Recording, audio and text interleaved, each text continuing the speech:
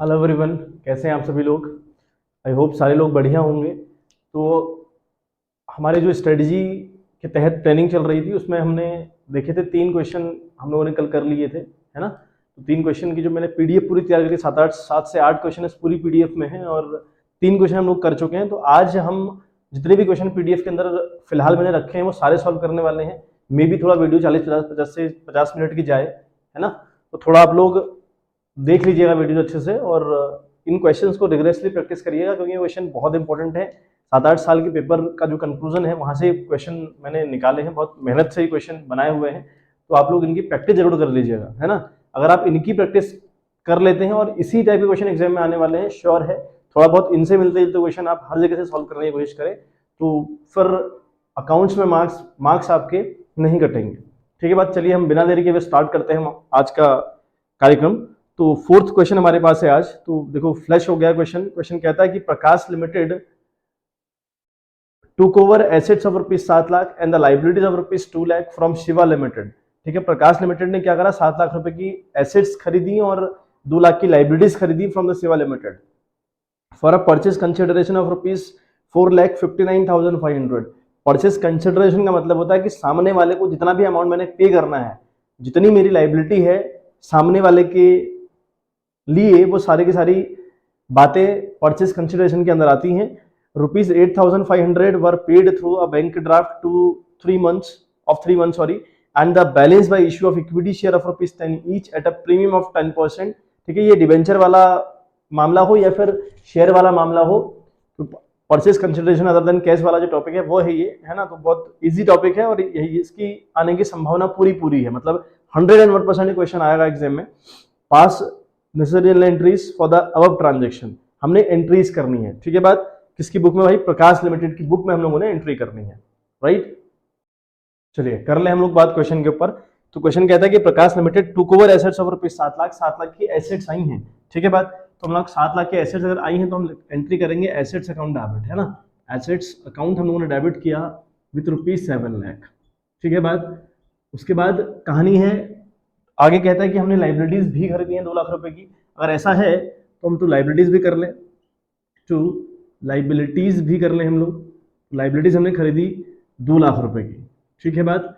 अब हमें दिया है कि परचेज कंसिडरेशन जो है इसका, वो इसका परचेज कंसिडरेशन है 4,59,500, है ना। तो परचेज कंसिडरेशन का मतलब हुआ मैंने जो शिवा लिमिटेड जिससे मैंने एसेट्स खरीदनी है, लाइबिलिटी खरीदी है, उसको अल्टीमेट लेवल पर 4,59,500 की पेमेंट करनी है। अगर ऐसा है तो वो वाला अमाउंट उसके सामने आएगा, यानी हम लिखेंगे टू शिवा लिमिटेड, हम लिखेंगे टू शिवा लिमिटेड।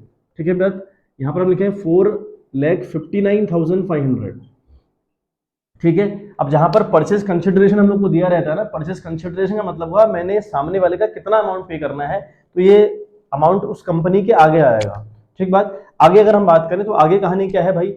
अब देखो यहाँ पर 7 लाख डेबिट साइड हो रहा है और एसेट साइड देखें तो 6,59,500 यानी 6,59,500 हो रहा है। 40,500 की कमी पड़ रही है क्रेडिट साइड। अगर कमी पड़े क्रेडिट साइड तो it will be called capital reserve, अगर कमी पड़े डेबिट साइड तो it will be called goodwill. मतलब अगर गुडविल बैलेंस, ये जो हमारा एसेट्स है, अगर उस साइड बैलेंस कम पड़ रहा है तो फिर वहां गुडविल के तौर पर हम रिकॉर्ड करेंगे।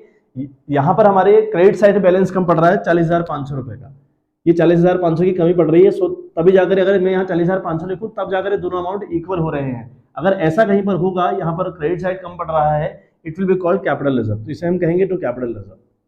ठीक है बात, हम करेंगे टू कैपिटल रिजर्व, इसको हम कहेंगे टू कैपिटल रिजर्व। ठीक है बात। अच्छा, नरेशन हम लोग क्या लिखें इसमें, नरेशन हम लिखेंगे for being assets and liabilities of Shiva limited taken over. ठीक है, being assets and liabilities of Shiva limited taken over, ये आप इसमें नरेशन आप लोग लिखने का काम करेंगे। ठीक बात। पहली एंट्री हमारी ये हो गई। सेकंड एंट्री की अगर हम बात करें तो हमने शिवा लिमिटेड को पेमेंट करनी है, पेमेंट तो हमें करनी पड़ेगी। तो हम लिखें यहाँ पर एंट्री करें शिवा लिमिटेड, यहाँ पर हम लोग लिखेंगे शिवा लिमिटेड अकाउंट डेबिट जाएगा विथ ₹4,59,500। ठीक है बच्चे। उसके बाद शिवा लिमिटेड को पेमेंट किस तरीके से करनी है, ये क्वेश्चन ने कहा था कि भैया हम उसको एक बैंक ड्राफ्ट दे रहे हैं, है ना, उसको हम एक बिल्स पेबल की पेमेंट कर रहे हैं। तो बिल्स पेमेंट जो हमारे पास लिखा था, पेमेंट का तरीका क्या रहेगा, उसमें लिखा था कि भाई 8,500 पर paid through a bank draft of 3 months, है ना। एक उसको बिल्स पेबल दिया जा रहा है। ठीक है, उसको एक टू बिल्स पेबल दिया जा रहा है, आप टू बिल्स पेबल लिखें या फिर बैंक लिख दें, कोई दिक्कत नहीं है, तो बैंक अकाउंट भी आप लिख सकते हैं।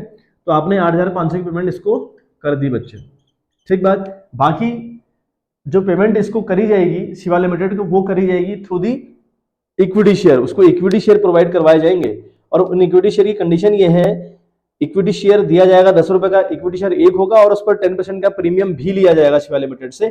ये कंडीशन हमारी अल्टीमेट लेवल पर हो रही है। आप देखें आप, तो हमने देना था उसका 4,59,500 यानी 4,59,500 हमने देना था। हमने 8,500 की पेमेंट कर दी बच्चे थ्रू दी बैंक, एक बिल्स पेबल दिया, उसको एक बैंक ड्राफ्ट पकड़ा दिया, तो 8,500 की पेमेंट कर दिया। अब अल्टीमेट लेवल पर मेरा जो बैलेंस बचा 4,51,000 का। मैंने उस बंदे को 4,51,000 देने हैं। अब मैं 4,51,000 ना देकर उसको कंपनी के इक्विटी शेयर दे रहा हूं, ठीक है बात। और वो इक्विटी शेयर की कंडीशन ये है कि जो भी इक्विटी शेयर दिए जाएंगे वो 10 रुपए का इक्विटी शेयर होगा, उस पर 10% प्रीमियम भी लिया जाएगा। मतलब अगर 10 रुपए का शेयर है तो उस पर 1 रुपये प्रीमियम लिया जाएगा, ऐसी कंडीशन है। अब मेरे पास नंबर ऑफ शेयर कैसे निकालें भाई, तो नंबर ऑफ शेयर निकलता कैसे है, नंबर ऑफ शेयर अगर हम निकालें ना, हमने कितने नंबर ऑफ शेयर उसको दिए हैं कंपनी को, अगर हम इसको निकालना चाहें तो हम कैसे निकालते हैं, purchase consideration upon face value of the share and plus premium, ऐसा हम करते हैं। तो यहाँ पर 4,51,000 हमारा फिलहाल परचेज कंसिडरेशन हो गया। परचेज कंसिडरेशन का मतलब है जो अमाउंट मैंने सामने वाले का देना है, जो लास्ट में बच गया, that amount will be called purchase consideration. तो 4,51,000 मैंने सामने वाले का देना है भाई। उसके बाद 4,51,000 में मैं क्या कर रहा हूं, 100, ठीक है भाई, 10 रुपए का शेयर है और 10 रुपए के शेयर पर मैं ले रहा हूं 1 रुपये प्रीमियम, यानी मैं उसको 11 रुपए का दे रहा हूं, ठीक बात। अब यहाँ पर देखें तो 11 चक्कू 44 और 11 एकम 11, यानी 41,000 रुपए का मामला हो रहा है। यानी मैं उसको 41,000 शेयर इशू करने जा रहा हूं 10 रुपए का एक। अगर ऐसा है तो मैं लिखूंगा टू, ठीक है, टू इक्विटी शेयर कैपिटल, लिखूंगा टू इक्विटी शेयर कैपिटल, ठीक है बात। इक्विटी शेयर कैपिटल कितने की जाएगी भाई, 41,000 में इंटू 10 करें आप तो ये जाएगा आपका 4,10,000, तो हम यहाँ 4,10,000 लिखेंगे, ठीक है बात। और ये जाएगा प्रीमियम पर, 1 रुपये प्रीमियम भी आना है 41,000 शेयर पर, है ना। तो क्या होगा, to SPR, to securities premium reserve account, ठीक है, ये जाएगा आपका 41,000 का। तो इस तरीके से हमारी दूसरी एंट्री भी फिनिश अप हो गई, ठीक है बात। तो ये पूरा क्वेश्चन कंप्लीट हुआ। नरेशन हम लोग इसमें लिखेंगे that being purchase consideration paid through a bank draft and balance bye issue of 41,000 equity share of ₹10 each eight 10% premium. तो ये जो मैंने नरेशन बोली सुन ली होगी आप लोगों ने, इसको नोट डाउन कर लीजिएगा क्योंकि नरेशन एग्जाम में बहुत इंपॉर्टेंट है। नरेशन नहीं अगर आप लिखेंगे तो मार्क्स कटेंगे आपके, तो नरेशन इंपॉर्टेंट हुई अपने आप में, ठीक है बात। एक बार ये स्क्रीनशॉट ले लें आप इसका, ठीक है बात। तो मैं एक बार नरेशन आपको दोबारा बता दे रहा हूं, दोनों की नरेशन आप दोनों में क्या लिखेंगे वो एक बार आप देख लीजिए। तो नरेशन पहले वाले में आएगी बच्चे being assets and liabilities of Shiva limited taken over. Second में हम लिखेंगे being purchase consideration paid through a bank draft and issued by issue of 41,000 equity share of ₹10 each eight 10% premium. ये इसकी नरेशन आएगी बच्चे, ठीक है बात। चलिए बात करते हैं अगले क्वेश्चन के ऊपर। तो क्वेश्चन हमारे पास है, X limited issued 7,511% debentures of ₹100 each at a premium of 50%। 50% का प्रीमियम भी लिया गया है। The whole amount was payable on application. सारा का सारा जो पैसा है वो एप्लीकेशन के टाइम पर ले लिया गया और application for 20,000 debentures were received. हमने 7,500 डिबेंचर इशू करना चाहे और हमें जो एप्लीकेशन आई बेटे वो 20,000 एप्लीकेशन हमारे पास आई हैं। Application for 5,000 debentures were rejected. 5,000 debenture की जो एप्लीकेशन है उनको रिजेक्ट कर दिया गया and debenture were allotted to the remaining applicant on pro rata basis. बाकियों को प्रोराटा अलॉटमेंट करवाया गया, ऐसा क्वेश्चन का कहना है। पास necessary general entries for the above transaction, ठीक है बात। तो एक बार हम मोटी मोटी बात देखें, क्वेश्चन कह क्या रहा है। क्वेश्चन ने 11% डिबेंचर 7,500 इशू किए। हम समझें एक बार आराम से बात को।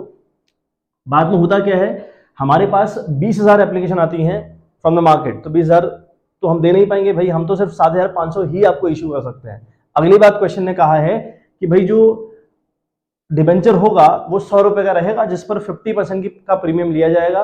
पर मजेदार बात एक और करी है कि सारा का सारा पैसा हम at the time of application receive करेंगे।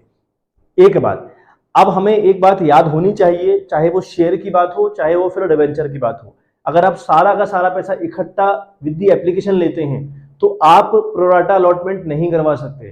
प्रोराटा अलॉटमेंट पॉसिबल नहीं होता। प्रोराटा अलॉटमेंट का मतलब होता है पैसा एडवांस में ले लेना और उस पैसे को आगे के लिए एडजस्ट करना। फॉर एग्जाम्पल, अगर हम कहीं दुकान में गए, हमने एक चाय का पैकेट खरीदा और हमने उसको दिए 100 रुपए, दुकानदार ने बोला यार ये 60 रुपए की है और 40 रुपए आप अगली बार मुझसे ले लीजिएगा, मुझे मेरे पास फिलहाल नहीं है। तो जब मैंने चाय बनाई, अगली बार सॉरी नोट चाय बनाई, जब मैं दोबारा चाय का पैकेट लेने गया तो दुकानदार ने कहा आपके 40 रुपए पहले के पड़े हुए हैं, 20 रुपए आप और दे दें। तो इसी को प्रोराटा अलॉटमेंट कहते हैं। तो यहाँ पर जब सारा का सारा पैसा आप विद दी एप्लीकेशन ले रहे हैं तो it is not possible that कि आप प्रोराटा अलॉटमेंट करवा पाओ। तो प्रोराटा अलॉटमेंट तो यहाँ नहीं होगा। आगे क्वेश्चन कहता है कि 5000 शेयर रिजेक्ट किए गए। आपको 5000 शेयर नहीं, सारे के सारे डिबेंचर आपको रिजेक्ट करने पड़ेंगे, क्योंकि प्रोराटा अलॉटमेंट जब सारा का सारा पैसा इकट्ठा लिया जाता है उस टाइम पे पॉसिबल नहीं होता। ठीक बात, आई होप बात क्लियर भी होगी। तो एंट्री हम पहली करेंगे एक्स लिमिटेड की बुक में, in the books of x limited, क्योंकि एक्स लिमिटेड की बात हो रही है। तो वहां पर हम देखें तो एंट्री जाएगी बेटा बैंक अकाउंट डेबिट, है ना, bank account debit to debenture application account, debenture application and allotment करेंगे आप। ठीक है बात, यहाँ पर जब सारा पैसा इकट्ठा आ रहा होता है तो वहां पर आप एंड अलॉटमेंट करके एंट्री करते हैं बच्चे। तो बैंक अकाउंट डेबिट किया to debenture application and allotment, आपने एक साथ एंट्री आपने करनी है। आप देखें 20,000 डिबेंचर आए आपके पास, 20,000 डिबेंचर की एप्लीकेशन आई है। 20,000 का मतलब हुआ वो डिबेंचर था 100 रुपए का, उस पर 50% प्रीमियम लिया गया, 100 का 50% हुआ 50 रुपए, तो यानी 100 में 50 जोड़ा तो हुआ 150 रुपए। आपके पास अल्टीमेट लेवल पर 150 रुपए आए हैं 20,000 डिबेंचर के ऊपर। तो 150 इंटू अगर आप 20 करेंगे तो 3 लाख होता है। तो बैंक में आपके आए हैं बच्चे 3 लाख रुपए। तो यहाँ पर आप 3 लाख लिखें और यहाँ पर भी आप लिखें बच्चे 3 लाख रुपए। ठीक है बात, being debenture application money receive, इसकी नरेशन जाएगी। बात करते हैं सेकंड वाले बात की। देखिए अब आप लिखेंगे डिबेंचर एप्लीकेशन, है ना, एंड अलॉटमेंट अकाउंट आप करेंगे डेबिट। ठीक है बात, इसे आप डेबिट करेंगे बच्चे। कितने से भाई? ये आप करेंगे 3 लाख से डेबिट, ये आपका 3 लाख से डेबिट जाएगा। ठीक है बात, टू, ठीक है, टू 11, अगला करेंगे to 11% debenture account, 11% debenture account. ये 11% डिबेंचर अकाउंट का मतलब क्या है? यहाँ पर आप उतना अमाउंट डालेंगे जितना आपकी कैपेसिटी के अंदर है। आपकी कैपेसिटी है सिर्फ 7,500 डिबेंचर की, 7,500 इंटू 100। ठीक है, प्रीमियम तो अलग से लिया जाता है ना, प्रीमियम की तो एंट्री ही अलग करते हैं एसपीआर के नाम से। आप 7,500 डिबेंचर इशू करेंगे और वो 100 रुपए का होगा।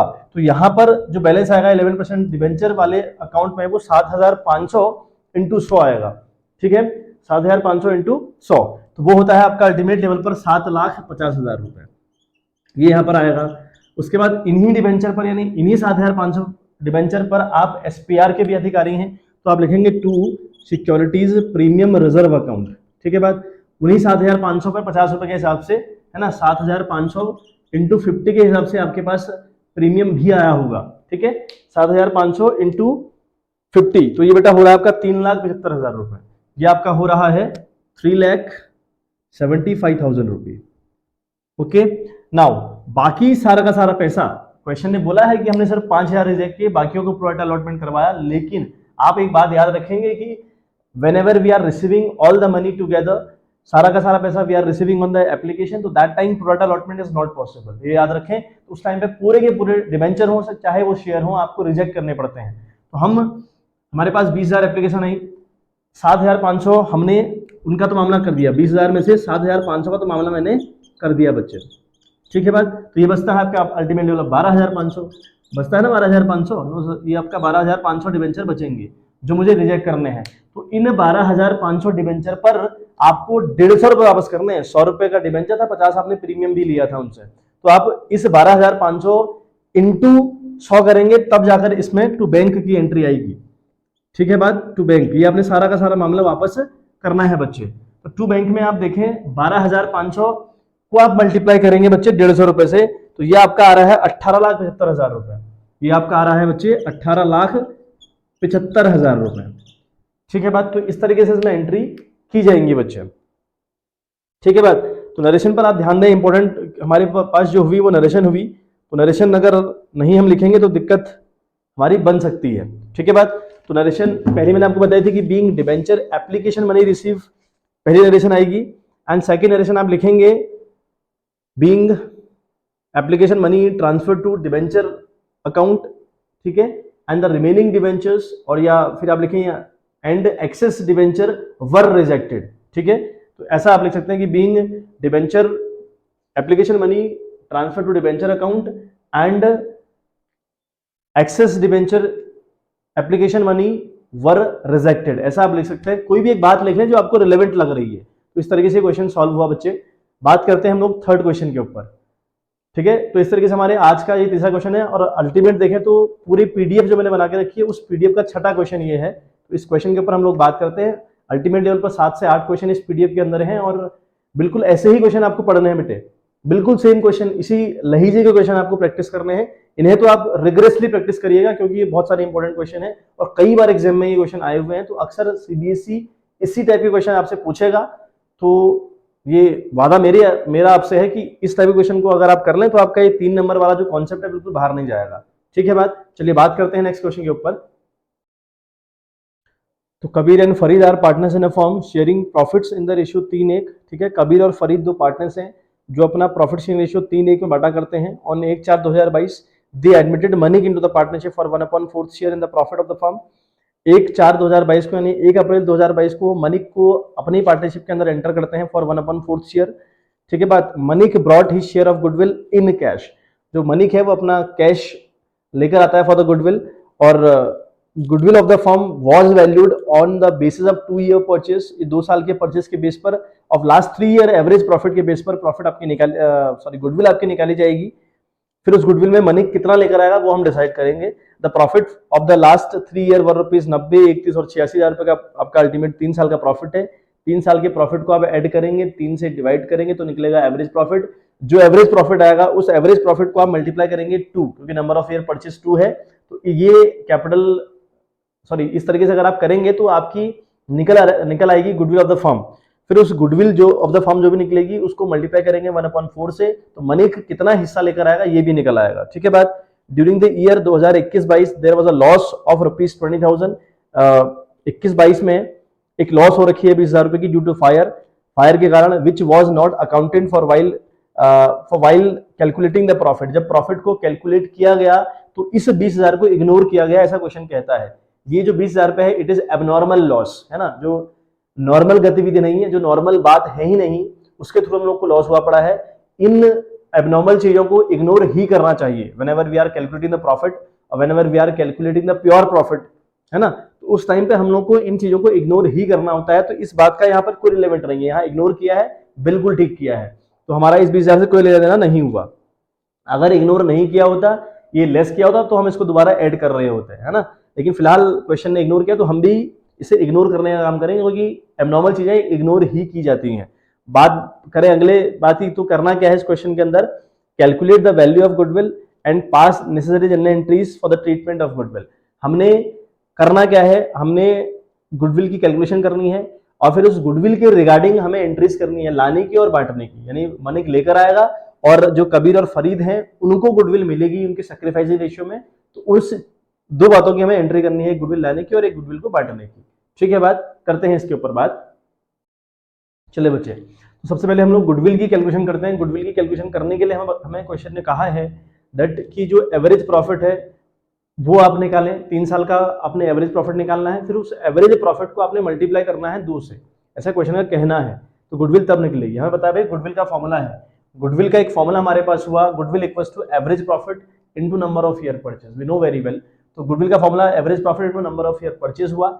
एवरेज प्रॉफिट निकालने का तरीका क्या है भाई, एवरेज प्रॉफिट निकालने का तरीका होता है total profit for the different year. कितने साल का आपको प्रॉफिट दिया है वो आप लिखें, डिवाइड करें आप नंबर ऑफ ईयर परचेज से उसको, है ना, नंबर ऑफ ईयर से, sorry not number of year purchase से, आप नंबर ऑफ ईयर से उसको डिवाइड करेंगे। अब total profit for the different year क्या है भाई, पहले साल का 90,000, अगले साल का 31, उससे अगले साल का 86,000 प्रॉफिट है। इन तीनों को ऐड करेंगे आप, 3 से डिवाइड करेंगे, है ना। यहाँ पर मैंने लिखा नंबर ऑफ ईयर्स, कितने साल का प्रॉफिट आप निकाल रहे हैं, कितने साल का एवरेज, उतने नंबर ऑफ ईयर से आप उसको डिवाइड भी करेंगे। तो 90, 31, 86 जोड़कर आता है 3,06,000। 3,06,000 को 3 से डिवाइड करने पर आ रहा है 1,02,000। ये जो 1,02,000 है ये आपका एवरेज प्रॉफिट आया, एवरेज प्रॉफिट आपका आया 1,02,000, ठीक है। नंबर ऑफ ईयर परचेज की अगर हम बात करें तो वो हमें क्वेश्चन में दिया था, number of year purchase that will be 2, है ना, दैट विल बी 2। तो ये आपका अल्टीमेट लेवल पर देखें कितना, 3 जीरो ये हो गए और 2 दूना 4, 0 2 एकम 2, 2,04,000 आपकी गुडविल अल्टीमेट लेवल पर फॉर्म की निकल कर आई, ठीक बात। अब बात करें मनिक कितनी लेकर आएगा, है ना, मनिक का क्या हिस्सा इसमें रहेगा, मनिक से शेयर इन गुडविल, तो मनिक का शेयर गुडविल में क्या होगा उसके ऊपर बात कर लेते हैं। तो मनिक 2,04,000 रुपए पूरे फर्म की गुडविल है और मनिक का हिस्सा 1/4 का है बच्चे, मनिक का हिस्सा 1/4 का है ना। तो यहाँ पर 4 एकम 4 से 20 डिवाइड हुआ 5 बार, 4 पंजे 20 और यहाँ 4 एकम 4, यानी मनिक को 51,000 रुपए लेके आने पड़ेंगे गुडविल। तो मनिक 51,000 रुपए गुडविल लेकर आएगा। अब अगर मनिक 51,000 रुपए गुडविल लेकर आएगा, क्वेश्चन ने साफ साफ कहा है कि वो बंदा कैश लेके आ रहा है, वो बंदा गुडविल कैश लेके आ रहा है। तो हम पहली एंट्री क्या कर देंगे बच्चे, पहली एंट्री हमारी रहेगी कैश और बैंक अकाउंट, जो भी आप करें दोनों बातें बिल्कुल सही हैं। कैश अकाउंट आप डेबिट करेंगे विद ₹51,000, विद ₹51,000 और 2 हम लिखेंगे premium for goodwill account, premium for goodwill account आप लिखेंगे, दैट विल बी 51,000 ऑल्सो, ठीक है।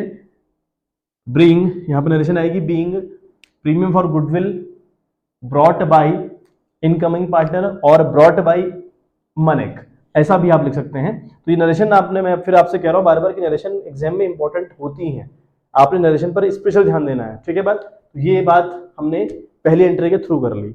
अब अगली अगर हम बात करें, अब हमें क्या करना है भाई, अभी जो 51,000 रुपये है ये पुराने पार्टनर जो हैं उन्हें उनके सेक्रीफाइस रेशियो के हिसाब से मिलता है, जितना भी उन्होंने सेक्रीफाइस किया होता है उस इस गुडविल में, इस प्रीमियम फॉर गुडविल में उनका हिस्सा रहता है। अब हमें देखना पड़ेगा कि इन लोगों ने कितना सेक्रीफाइस किया।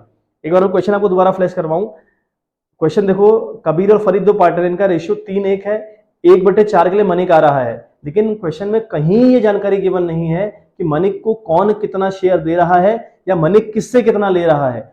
इस केस में जब भी हमारे पास ऐसा केस अवेलेबल होगा उस टाइम पे आपने एक बात याद रखनी है कि जो पुराना वाला शेयर है पुराने पार्टनर्स का, उसी शेयर को हम सैक्रिफाइसिंग भी कंसिडर करते हैं। कब, जब आने वाले का शेयर तो दिया हो लेकिन ये ना पता हो कि कौन कितना दे रहा है या वो किससे कितना ले रहा है, तो उस टाइम पे पुराना वाला जो शेयर है पुराने पार्टनर्स का, उसी को सैक्रिफाइस भी माना करते हैं, ठीक है बात, ये बात हमने याद रखनी है। तो हमारे पास जो 2 पार्टनर है कबीर और फरीद, उनको कितना मिलेगा, ठीक है, वो हम देखें एक बार उनको कितना मिलने वाला है।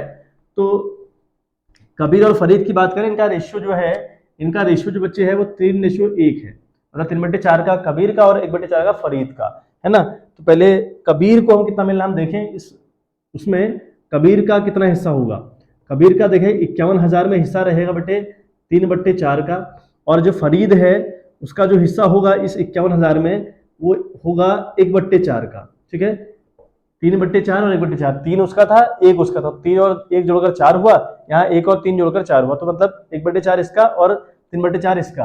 अगर हम कट करें इसको तो ये बेटे कट करके आ रहा है हमारा 38,250, तो इसका आ रहा है ना, ये आ रहा है आपका 38,250। आप कट कर लें, कट करके यू देख लें, मैं तो कैलकुलेटर यूज कर रहा हूँ, आप एक बार देख लें कि कितना आ भी रहा है कि नहीं आ रहा है। तो 38,500 एक का आ रहा है, 250 एक का आ रहा है, सॉरी नॉट 500, और अगले का आ रहा है 12,750, इसको कट करके इसका आ रहा है 12,750। तो ये हमारा गुडविल का हिस्सा रहेगा कबीर का और फरीद का, इनको मिलेगी। तो हम इसकी फिर मिलने की एंट्री करें भाई, तो हम फिर मिलने की एंट्री किस तरीके से करते हैं, तो हम लिखें प्रीमियम फॉर गुडविल अकाउंट, हम लिखेंगे प्रीमियम फॉर गुडविल अकाउंट, हम लोग डेबिट करेंगे विद ₹51,000, 51,000 की गुडविल थी फर्म में, और इसमें हिस्सा हुआ किसका, टू कबीर, है ना, टू कबीर लिखें, टू कबीर्स कैपिटल अकाउंट, हम पूरा लिखेंगे टू कबीर्स कैपिटल अकाउंट, कितना भाई 38,250 इसको मिल रही है। बात करें टू की, फरीद की, तो to Farid's capital account, to Farid's capital account इसको मिलेगी 17,750 रुपये, यानी 17,750 रुपये, इसको नहीं सॉरी नॉट 17,000, 12,000 सॉरी 12,750, तो 12,750 किसको मिलेगी भाई, फरीद को, और कबीर को कितनी मिल रही है, उसको मिल रही है 38,250 की गुडविल उसको मिल रही है। नरेशन आप इसमें लिखे हैं being premium for goodwill transferred to partners capital account in sacrificing ratio, in the sacrificing ratio. तो नरेशन बेटे अब मैं फिर आपसे कह रहा हूं कि इंपॉर्टेंट है, नरेशन आपको लिखनी है और दूसरा वर्किंग नोट।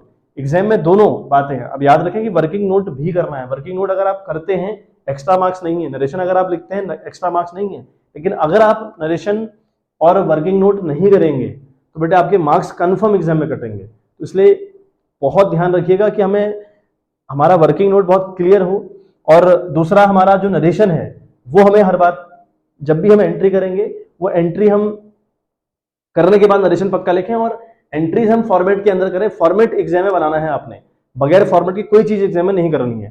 ठीक है बात। चलिए बात करते हैं अगले क्वेश्चन के ऊपर।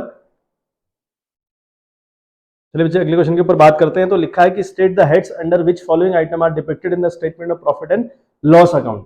तो जो statement of profit and loss बनता है उसमें इंटरेस्ट पेड को आप किस हेड के अंदर डालेंगे, उसमें कैरिज इनवर्ट को आप किस हेड के अंदर डालेंगे, उसमें ऑडिट फी को आप किस हेड के अंदर डालेंगे, ये क्वेश्चन ने हमसे डिमांड करी है। ये बेटा एक क्वेश्चन एग्जाम में कंफर्म है 3 नंबर का, कंफर्म। तो आप फाइनेंशियल स्टेटमेंट वाला जो चैप्टर है उसमें शेड्यूल नंबर 3 के ऊपर बात करी गई है। तो शेड्यूल नंबर 3 एक बार जरूर रिवाइज कर लें, पढ़ लें उसको अच्छे से। ठीक है बात। अदरवाइज खैर क्वेश्चन की प्रैक्टिस करते करते इतनी प्रैक्टिस आपकी हो जाएगी कि आपको खुद ही समझ में आने लगेगा कि कौन कहाँ जाता है। बट फिर भी it's my advice to you that एक बार उसे देख लें अच्छे से। ठीक है बात। सबसे पहले बात करिए, देखो बात करते हैं इंटरेस्ट पेड। इंटरेस्ट पेड किसी पर भी आप इंटरेस्ट पे कर रहे हैं, डिबेंचर पर आप इंटरेस्ट पे कर रहे हैं, बैंक लोन पर आप डिबेंचर पे कर रहे हैं, किसी पर भी बैंक ओवरड्राफ्ट व्हाटएवर, जहां पर भी आप इंटरेस्ट पेड करेंगे ना, ये इंटरेस्ट पेड एक इसका हेड होता है मेन फाइनेंस कॉस्ट। ठीक है बात। एक हेड होता है फाइनेंस कॉस्ट। तो ये बात हमेशा फाइनेंस कॉस्ट के अंदर आएगी, आपको याद रखना है। कोई भी दुनिया भर का इंटरेस्ट आप पे कर रहे हैं, उस इंटरेस्ट पेड को आप हमेशा फाइनेंस कॉस्ट के अंदर डालेंगे। यानी इसका मेन हेड हुआ फाइनेंस कॉस्ट, उसका सब हेड हुआ इंटरेस्ट पेड। ठीक बात करते हैं कैरिज इनवर्ट। अब कैरिज इनवर्ट का मतलब क्या है भाई, सामान खरीदते वक्त जो भाड़ा आपने दिया उसे हम कैरिज इनवर्ट बोल रहे हैं, है ना बात। 11th में हमको याद होगा कैरिज इनवर्ट को हम डालते थे ट्रेडिंग अकाउंट में, और ट्रेडिंग अकाउंट से हम निकालते थे कॉस्ट ऑफ गुड सोल्ड। यहां पर कॉस्ट ऑफ गुड सोल्ड निकालकर हम निकालते हैं यहां हम बात करेंगे कॉस्ट ऑफ मटेरियल कंज्यूम की, तो ये जाएगा कॉस्ट ऑफ मटेरियल कंज्यूम के ऊपर। ठीक है, ये जाएगा कॉस्ट ऑफ मटेरियल। ठीक है, कॉस्ट ऑफ मटेरियल कंज्यूम में आपने डालना है। ठीक है बात। ये आपने डालना है carriage inward cost of material consumed. यानी कभी भी अगर आप कैरिज इनवर्ट करें, कोई वेजेस पे करें, कोई ऐसी चीज पे करें जो डायरेक्ट हो, मतलब उस चीज को बनने में डायरेक्ट लग रही हो, वो सारी की सारी चीजें कॉस्ट ऑफ मटेरियल कंज्यूम के अंदर जाती हैं। बात याद रखनी है। ऑडिट फी आपने कंपनी का करवाया, ये एक ऐसा खर्चा है जो कंपनी ने एक्स्ट्रा बर्डन के तौर पर करवाया। कंपनी का इस ऑडिट फी से कोई लेना देना था नहीं, लेकिन करवाना पड़ता है। मतलब ना तो चीज को बनाने में काम आया, ना किसी इंप्लॉय को सैलरी बांटने में काम आया, मतलब कहीं पर ऐसा खर्चा हमने किया नहीं जो हमारे चीजों को बनाने के रिगार्डिंग आया। तो ऐसा तो है नहीं, खर्चा बिल्कुल अलग सा खर्चा है। तो ऑडिट फी का मतलब हुआ ये हमेशा जाता है अदर एक्सपेंसेस के अंदर, ये जाता है हमेशा अदर एक्सपेंसेस के अंदर। ठीक है बात। तो आपने ये बातें याद रखनी है। इंटरेस्ट पेड फाइनेंस कॉस्ट के अंदर जाएगा। कोई भी अगर आप इंटरेस्ट पे करेंगे दुनिया भर का, वो फाइनेंस कॉस्ट के अंदर। कैरिज इनवर्ड, यानी जितनी भी बातें ट्रेडिंग अकाउंट में डाली जाती थी ना, इतना तो याद होगा कि कितनी बातें हम ट्रेडिंग अकाउंट के अंदर डालते हैं, वो सारी की सारी बातें लगभग कॉस्ट ऑफ मटेरियल कंज्यूम के अंदर जाती हैं। रही बात ऐसा खर्चा जिस खर्चे को ना तो बनाने में यूज किया गया, ना कंपनी में कहीं और यूज किया गया, ऐसे अगर खर्चे कंपनी के अंदर रहते हैं तो उन खर्चों को हम अदर एक्सपेंसेस के अंदर डाला करते हैं बात। ठीक है, आई होप बात क्लियर भी होगी। चलिए देखिए बेटे, आखिरी क्वेश्चन हमारा है state any 3 objective of financial statement analysis. जो फाइनेंशियल स्टेटमेंट का हम लोग एनालिसिस करते हैं उनके 3 ऑब्जेक्टिव आपको लिखने हैं। थ्योरेटिकल क्वेश्चन है, और इस बार थ्योरेटिकल क्वेश्चन कंफर्म बेटा या तो रेशियो से या फिर इस वाले चैप्टर से, है ना, फाइनेंशियल स्टेटमेंट वाले चैप्टर से कंफर्म है बच्चे। तो आप लोग कर लीजिएगा अच्छे से। तो हमें क्या करने हैं, 3 ऑब्जेक्टिव लिखने हैं फाइनेंशियल स्टेटमेंट एनालिसिस के। तो मैं आपको इसका आंसर देखो मैं फ्लैश करवा दे रहा हूँ। आंसर देखिए इसका फ्लैश हो गया है। पहला है टू नो द प्रॉफिटेबिलिटी, पहला ऑब्जेक्टिव हुआ। अगला ऑब्जेक्टिव है to know the financial strength, अगला ऑब्जेक्टिव है टू नो द सॉल्वेंसी। तो ये आंसर बिल्कुल गोल्डन आंसर्स हैं, लिखकर आपको फ्लैश करवाए गए हैं। तो इन आंसर्स को एक बार आप पढ़ लें और कहीं पर लिख लें। अदरवाइज आपके पास एक क्वेश्चन का फोटो तो है ही, फोटो इसकी ले लें और अपने पास रख लें, है ना। इसके ऑब्जेक्टिव पढ़ लें। तो पहला लिखा है to know the profitability. Profitability is the measure of the efficiency and success of a business enterprise. मतलब जो प्रॉफिटेबिलिटी है ना, वो एक मेजरमेंट है, वो मेजरमेंट के तौर पर काम करता है। क्या काम करता है मेजरमेंट, क्या क्या वो मापता है? वो माप रहा है कि कंपनी की इफिशिएंसी किस तरीके की है और कंपनी की सक्सेस लाइफ में है भी या नहीं है। तो इसे बोलते हैं प्रॉफिटेबिलिटी, है ना। और द पोटेंशियल इन्वेस्टर, जो पोटेंशियल इन्वेस्टर्स रहते हैं, जो इन्वेस्ट करना चाहते हैं कंपनी के अंदर, एनालाइज द फाइनेंशियल स्टेटमेंट, वो फाइनेंशियल स्टेटमेंट को एनालाइज करते हैं to know the profitability and earning capacity of the business. ठीक है बात। so as to decide whether to invest in or not, मतलब जो इन्वेस्टर है वो भी देखना चाहेंगे कि इसके अंदर, कंपनी के अंदर इन्वेस्ट किया जाए कि ना किया जाए। तो इस बात के लिए इसका जो ऑब्जेक्टिव है बहुत इंपॉर्टेंट ऑब्जेक्टिव था। ठीक है बात। अगली बात हम लोग कर रहे हैं to know the financial strength. ये फाइनेंशियल स्ट्रेंथ को बताता है। The objective of financial analysis is the investigate the future potential of the concern. For this analysis help in providing answer to the following questions. दो answer भी ये देगा। क्या? Fund required for modernisation and expansion of the business will be available from internal resources और not. यानी अगर firm को अगर मॉडर्नाइज किया जाए, उसको एक्सटेंड किया जाए, बढ़ाया जाए, तो क्या इंटरनल सोर्सेज से इस तरह कैश अवेलेबल हो सकता है कि नहीं हो सकता है, इस बात की हम जानकारी ले सकते हैं फाइनेंशियल स्टेटमेंट के थ्रू। और सेकंड बात करें कि how much fund can be raised from external resources on the basis of goodwill. और दूसरी बात, गुडविल के बेस पर कितना हम फंड रेज कर सकते हैं, इसकी जानकारी भी हमको देता है। ठीक है, फाइनेंशियल स्टेटमेंट एनालिसिस। और अगला है लास्ट वाला, टू नो द सॉल्वेंसी। ये भी इसका ऑब्जेक्टिव है। सॉल्वेंसी जानने के लिए भी हम एनालिसिस करते हैं अक्सर। Solvency determine the ability of the business concern to meet its short term debts such as creditor, bills payable and bank overdraft etcetera. तो सॉल्वेंसी का मतलब हुआ कि कंपनी की कैपेसिटी कितनी है अपनी शॉर्ट टर्म डेट्स को कंप्लीट करने की। ठीक है, and long term debts such as debentures, bank loan etcetera. और जो लॉन्ग टर्म डेट्स हैं उनको मीटअप करने की कितनी कैपेसिटी फर्म के अंदर है। It can be ascertained from the analysis of financial statement. और जब तक आप फाइनेंशियल स्टेटमेंट एनालिसिस नहीं करेंगे तब तक आपको कंपनी की इन बातों का पता नहीं चलेगा। तो इसलिए ये इंपॉर्टेंट हुआ। और ये तीन इसके ऑब्जेक्टिव है, कई इसके ऑब्जेक्टिव हैं, ये तीन ऑब्जेक्टिव मैंने यहाँ पर फिलहाल आपको शो किए हैं। ठीक है बात। तो आज की वीडियो में इतना ही बच्चे। तो ये कल वाली वीडियो में 3 क्वेश्चन थे और आज वाली वीडियो में 8 क्वेश्चन है ना। दोनों क्वेश्चन में इंक्लूडेड 8 क्वेश्चन है और 8 क्वेश्चन बहुत ज्यादा इंपॉर्टेंट क्वेश्चन है। इनकी प्रैक्टिस आप लोग करिएगा, बहुत रिग्रेस तरीके से इनकी प्रैक्टिस करिएगा। और जो ये पीडीएफ दी है इनको प्रिंट आउट लेकर आप लोग बार बार प्रैक्टिस करें। जो चीजें इसमें अवेलेबल है उनको लिखें, नोट्स बनाएं, है ना। तो चलिए मिलते हैं आपसे नेक्स्ट वीडियो। तब तक के लिए bye bye, have a good day.